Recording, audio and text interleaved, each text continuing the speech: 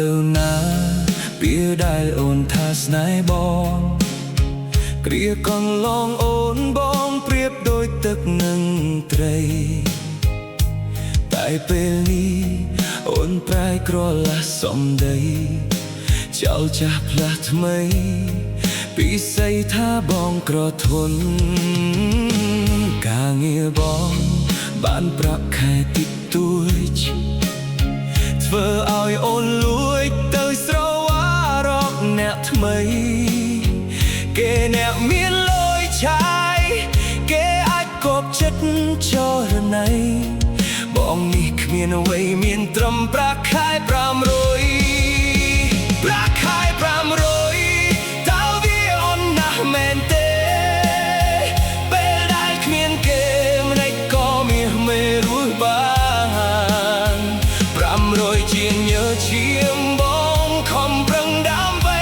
កល្យានទោះមិនមានបានតែវាក៏អាចរស់ស្រួលសូមខ្លាចហើយស្នេហ៍អ្នកមើលឃើញតែប្រាក់ដំបងស្មោះស្ម័គ្រចុងក្រោយក៏ក្បត់សាវ៉ាអូនទៅចោះទៅរកគេមានដុល្លារផ្គាប់ចិត្តពងងារប៉ុនប្រចាំខែទៅ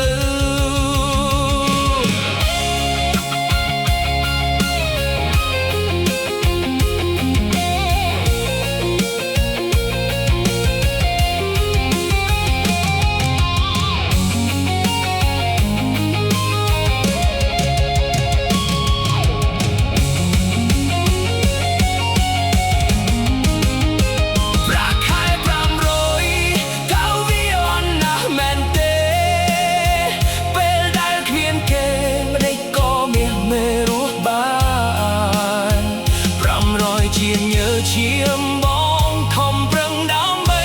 កល្យានទោះមិនមានបានតែវាក៏អាចរស់ស្រួលសូមខ្លាចហើយស្នេហ៍អ្នកមើលឃើញតែប្រាក់ដំបងស្មោះស្ម័គ្រចុងក្រោយក៏ក្បត់សាវ៉ាអូនទៅចោះទៅរកគេមានដុល្លារគប់ចិត្តពងងារពាន់ប្រចាំខែចោ